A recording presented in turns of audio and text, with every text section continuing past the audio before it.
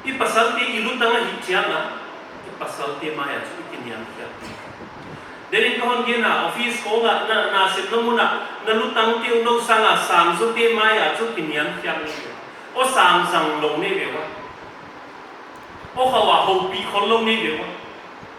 wa ya na chu na pasal ti nalutang ai ngala de tua ti maya chu kinian kia da long wang na ni may kenhat mo tapasal ke mo vongan panglew ni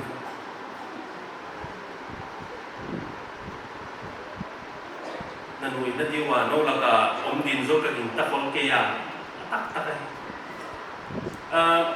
zalam Father's Day ni Father's Day conclusion na chiu ya inka video clip khatong viral khatoma azina pasal chiang ahol mo amukha na diwan chiang zep zat zan mai chu pasal ban chu azin law la ma mo puk zep ding zat zelin azin khen sop zel mo Father's Day conclusion na chu mo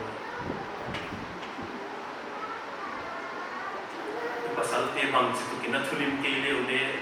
ho la ho tel lom lo mo ai bang zin nei hi de chu mo Bible na ikan lo dia again kaya tai mang di mai tai mang san di mai ikan ngam ki le tai mang san di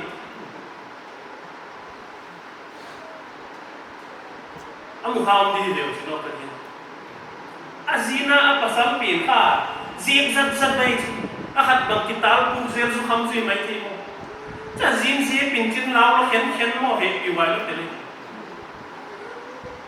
ko pasal tin mo kasi teu chin ze pina video viral mai zen le ko loi bang nak swa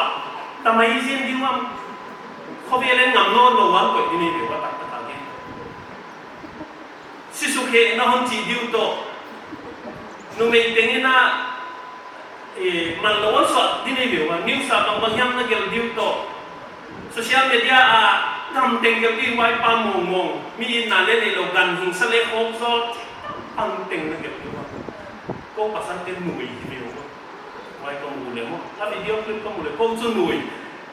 cô pasal tên nu me tiêu chỉ leo no bằng na chỉ diwam mo na in wa na pasal tên le na haboy kum mai tin ni lemo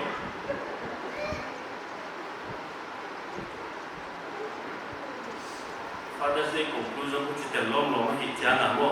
kum tengin na party ni le ki zang khol ke le poi lo jam ni again hi lo mo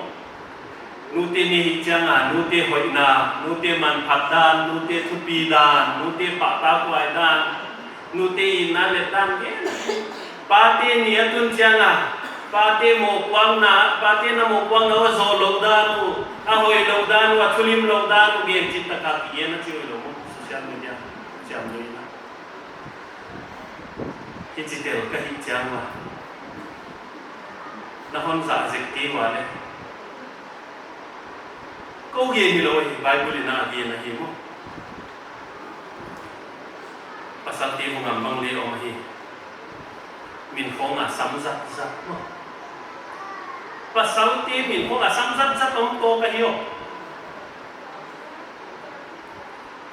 ken khatin la mina sa pun lo deu ziaga ka atate min na sam mo tang goi pa amau sana pasal ti bangu anna naw pangso bang ahi wale ahai so ti mo nga ko simmo ko apasal ti ulai siam lo so ahi le